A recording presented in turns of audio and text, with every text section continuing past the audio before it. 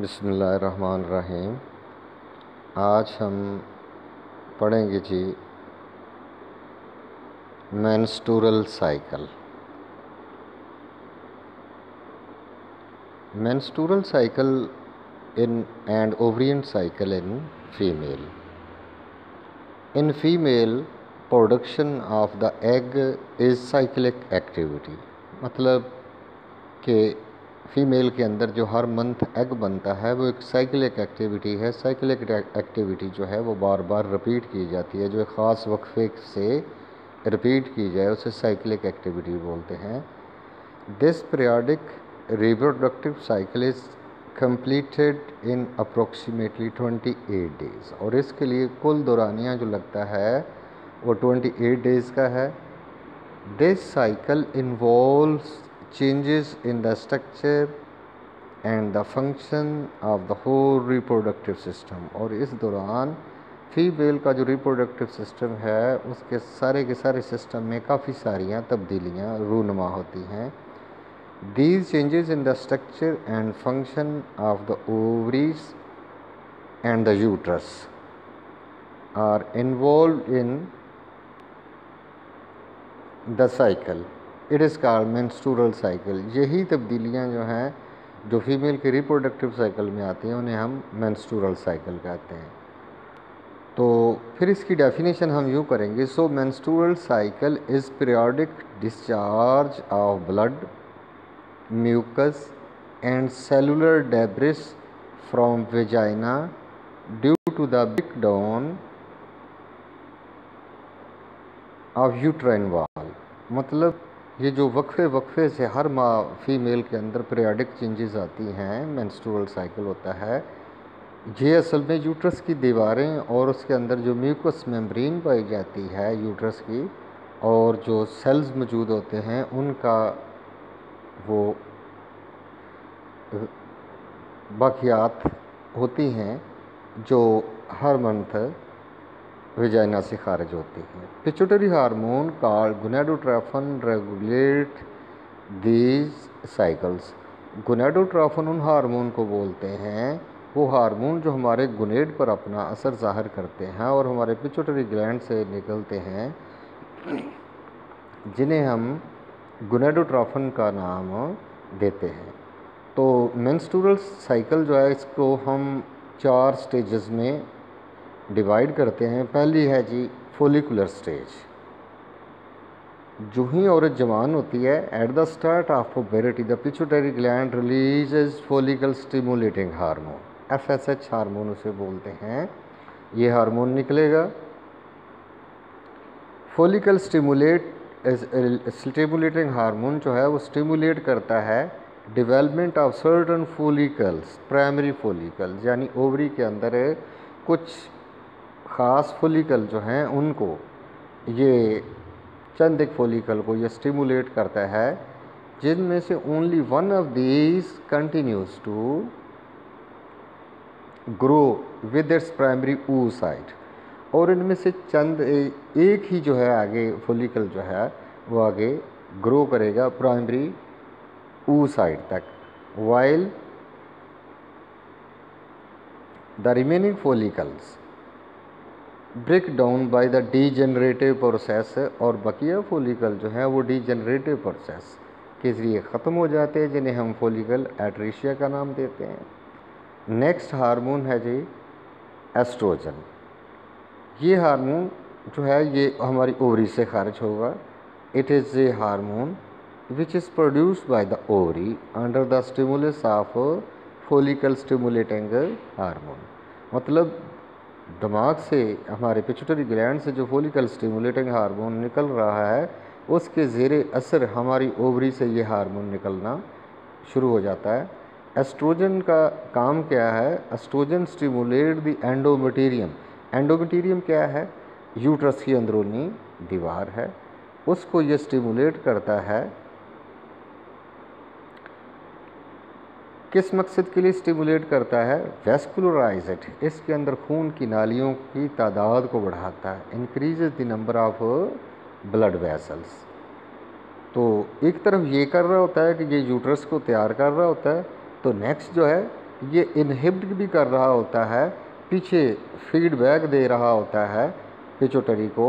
वो क्या करता है, फॉलिकल स्टिमुलेटिंग हार्मोन जो वहाँ से निकल रहा होता है उसे रोक देता है। इट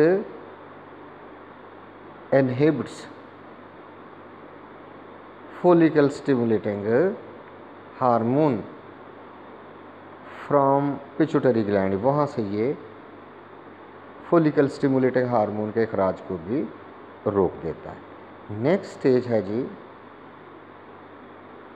ओवोल्यूशन स्टेज, ये वाली स्टेज। फॉलिकल सेल्स जो हैं Ripon at the surface of ovary forming a gryphon follicle. अब फॉलिकल जो हैं, जो एक फॉलिकल आगे ग्रोथ जिसकी आगे चलती रहती है, वो फॉलिकल जो है वो एक किस्म का कह लो कि पका हुआ फॉलिकल है, जिसके अंदर एग जो है वो मैच्योर हो चुका होता है। उसे ग्राइफन फॉलिकल का नाम देते हैं। ग्राइफन एक साइंसदान का नाम है, उसी वजह से इसका नाम हो ग्राइफन फॉलिकल रख दिया गया। As the ovum reaches a mature stage, जो ही ओवम जो है फॉलिकल के अंदर मैच्योर स्टेज पर पहुंचता है, it shed outside the ovary into the oviduct. वो ओविडक्ट ओवरी से निकलकर ओविडक्ट में यानी फिलोपियन ट्यूब में दाखिल हो जाता है। This process of ovum release is called ovulation. इसे हम क्या बोलते हैं, ओवोल्यूशन का नाम देते हैं। Ovulation is under the control of hormone. ये भी एग का खारिज होना भी हार्मोन के कंट्रोल में है। वो कैसे हार्मोन के कंट्रोल में है, decrease of follicle stimulating hormone, जो कि एस्ट्रोजन के निकलने से फॉलिकल स्टिमुलेटिंग हार्मोन जो है वो कम होना शुरू हो जाता है। इंक्रीजेज एस्ट्रोजन लेवल, जो ही फॉलिकल स्टिमुलेटिंग हार्मोन कम होगा, एस्ट्रोजन का लेवल बढ़ जाएगा। Causes pituitary gland to secrete luteinizing hormone, जिसे LH हार्मोन बोलते हैं। ल्यूटिनाइजिंग हार्मोन, ये वाला हार्मोन ये खारिज होगा। यही इंड्यूसेस ओवोल्यूशन, यही ओवोल्यूशन कराता है, मीन एग खारिज हो जाता है। नेक्स्ट इसकी फेज़ है जी third phase, luteal phase. This stage started from the post ovulation to the beginning of menstruation during the luteinizing stage. तो ये जो ही एग निकल जाता है, एग के खारिज हो जाने के बाद दोबारा से मेंस्ट्रुअल साइकिल के शुरू होने तक का मरहला जो है उसे हम ल्यूटल स्टेज का नाम देते हैं। Follicle cells are modified to form yellowish glandular structure. जो ही एग खारिज हो जाता है, इसमें से जो बकिया उसकी बॉडी होती है फॉलिकल की, वो एक येलो साख्त में चेंज हो जाती है। उस येलो साख्त को हम नाम देते हैं कार्पस ल्यूटियम का। कार्पस ल्यूटियम का भी एक बहुत बड़ा रोल है। इससे खारिज होता है एक hormone progesterone. Progesterone hormone is secreted by the corpus luteum. Corpus का माना लाश होता है, ल्यूटियम मीन बॉडी, यानी येलो बॉडी हम इसे कह देते हैं। तो प्रोजेस्टेरॉन हार्मोन उससे निकलता है, तो उसका काम क्या होता है, progesterone hormone maintain pregnancy, develops endometrium for the zygote implantation. वो यूट्रस की दीवारों को, मतलब एंडोमेटेरियम को डेवलप करेगा, उसकी मज़ीद उसके अंदर वैस्कुलराइजेशन करेगा और उसे मेंटेन रखता है, उसे रिसेप्टिव बनाता है ताकि जाइगोट जो है उसके अंदर इम्प्लांट हो सके। नेक्स्ट स्टेज है जी मेंस्ट्रुअल स्टेज या M stage. If fertilization does not occur, अगर फर्टिलाइजेशन नहीं होती तो कार्पस ल्यूटियम स्टार्ट्स डीजनरेटिंग, ये ख़त्म होना शुरू हो जाएगी। तो जाहिर है जब कार्पस ल्यूटियम ख़त्म होना शुरू होगी तो वो तो एक हार्मोन खारिज करती थी, ये येलो बॉडी, उसे हम प्रोजेस्टेरॉन का नाम देते हैं। प्रोजेस्टेरॉन जो है वो प्रेगनेंसी को मेंटेन रखने के लिए बहुत ही ज़रूरी होता है। लेकिन प्रोजेस्टेरॉन अब अगर कार्पस ल्यूटियम ख़त्म हो गया तो तो प्रोजेस्टेरोन हार्मोन जो है उसकी तादाद जो है वो उसकी मिकदार कम हो जाएगी। So supporting effect of progesterone on the spongy endometrium is reduce. तो स्पॉन्जी एंडोमेटेरियम इसलिए कहा क्योंकि उसकी दीवारों में बहुत ज़्यादा खून की नालियाँ होती हैं, तो वो एक फोम नुमा साख्त अपना लेती है, स्पॉन्जी हो जाती है, इसलिए स्पॉन्जी एंडोमेटेरियम का नाम देते हैं। जब इसका रोल ख़त्म हुआ तो यहाँ पर ये हार्मोन जो है ये ब्रेक डाउन होना शुरू हो जाएगा। सॉरी, ये अपना एंडोमेटेरियम की दीवार जो है वो ब्रेक डाउन होगी। तो जो ही एंडोमेटेरियम स्टार्ट्स ब्रेक डाउन तो discharge of the blood and the cell debris mean वो जो म्यूकस है और एंडोमेटेरियम के सेल हैं वो उनका कचरा गंदगी गलाजत जो है वो डिस्चार्ज होना शुरू हो जाता है फ्रॉम द वेजाइना। इसे हम नाम देते हैं मेंस्ट्रुएशन का, मेंसेस साइकिल का। This stage usually last for 3 to 7 days। 3 से 7 दिन तक ये रहती है time duration. This cycle is completed and the uterus is ready to enter the next cycle. अब ये साइकिल कंप्लीट हो गया, अब ये नेक्स्ट साइकिल में जाने के लिए बिल्कुल रेडी है। Human menstrual cycle generally repeats every 28 days, मतलब हर 28 दिन के बाद ये रिपीट होता है। There may be considerable variations in the different individual or within the same individual at the time of her age। यानी मुख्तलिफ फ़ीमेल के अंदर इनका दौरानिया मुख्तलिफ हो सकता है, या एक ही फ़ीमेल के अंदर है उसकी एज के साथ साथ उसमें इसमें कमी या ज़्यादती हो सकती है। 28 दिन में कम भी हो सकते हैं या ज़्यादा भी हो सकते हैं। Malnutrition and emotional stress sometime disturb the female reproductive cycle, so cycle is not completed in its normal 20 days। यानी अगर ग़िज़ाइयत में कमी आ जाए या इमोशनली तौर पर कुछ परेशानी हो जाए फीमेल में तो ये टाइम पीरियड आगे पीछे हो सकता है। तो नेक्स्ट इसके हम देखते हैं ये मेनोपॉज। तो फीमेल जब एक ख़ास उम्र को पहुंचती है तो उसके अंदर एग की तादाद ख़त्म हो जाती है। जो ही एग की तादाद ख़त्म होती है तो उसके अंदर मेंसेस आने का अमल ख़त्म हो जाता है। तो इस प्रोसेस को हम मेनोपॉज का नाम देते हैं, menopause. The end or complete stop of the menstrual cycle in the female is called menopause. After menopause female stops producing ova, फिर फीमेल के अंदर ओवा नहीं बनते। This usually happen at the age of 50 and plus, यानी 50 या से ज़्यादा की उम्र में ये काम शुरू हो जाता है। तो अब हम अपने इससे जो हमने पढ़ा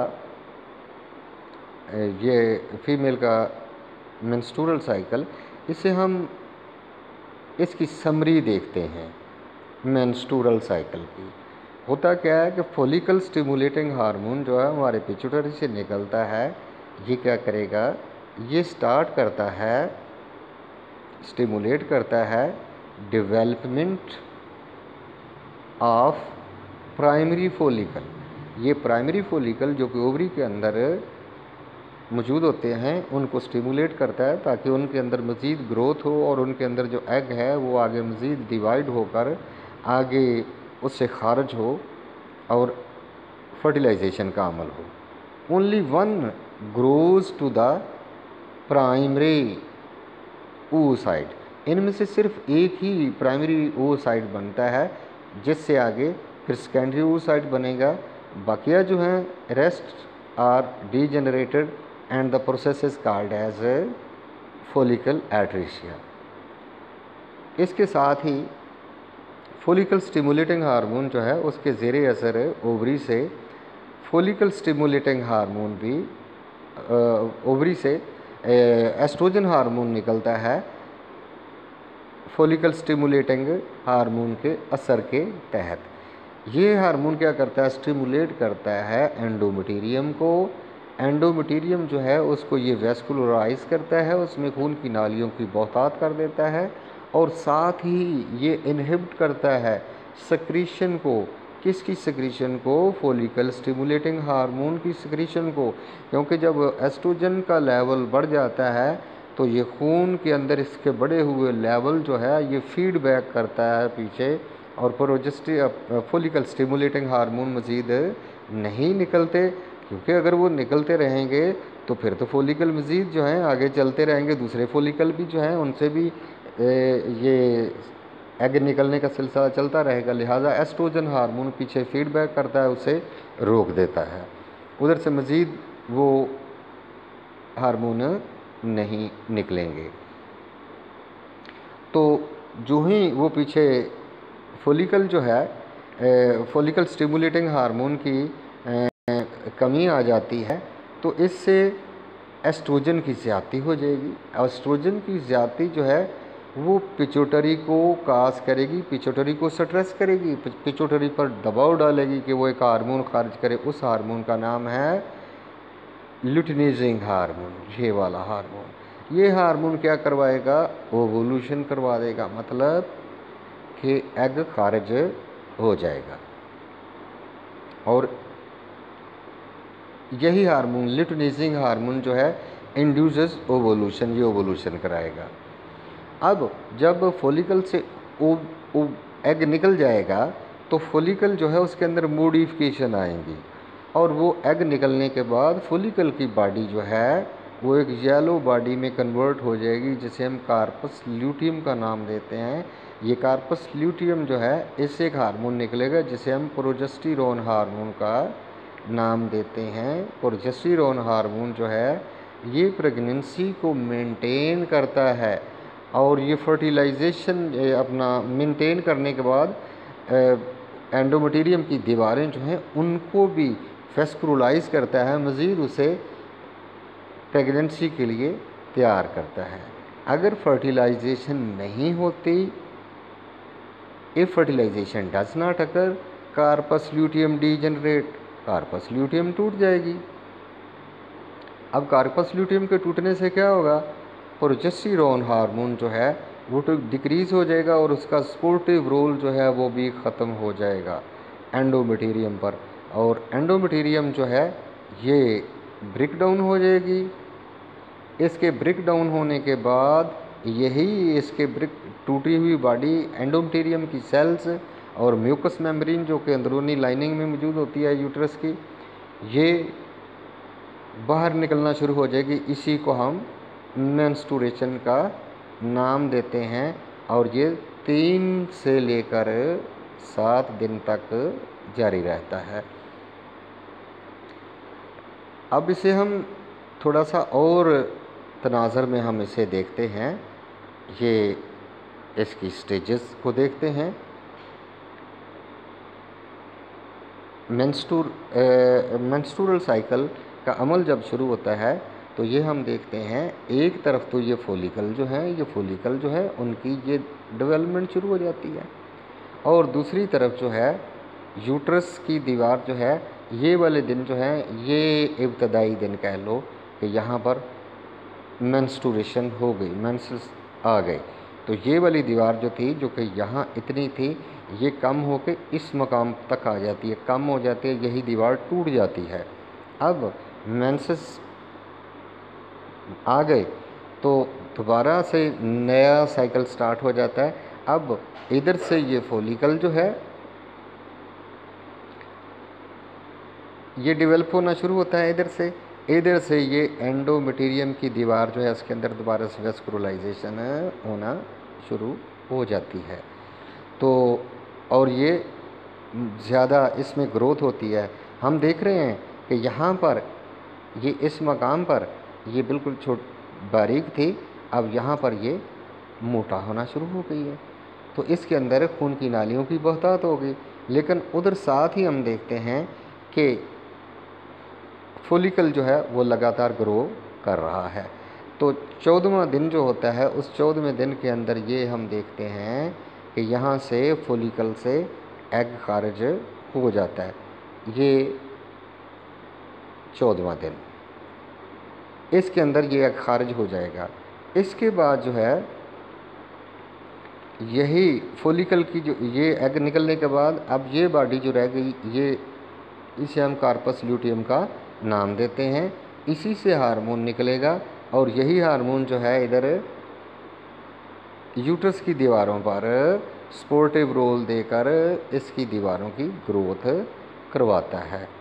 अब अगर प्रेगनेंसी नहीं हो पाती, फर्टिलाइजेशन नहीं हो पाती, तो दोबारा क्या होता है, यही प्रोजेस्टेरोन अपना कार्पस ल्यूटियम जो है इसकी बॉडी जो है ये ब्रेक डाउन हो जाएगी। ये हम देख रहे हैं कि यहाँ ये ब्रेक हो जाएगा।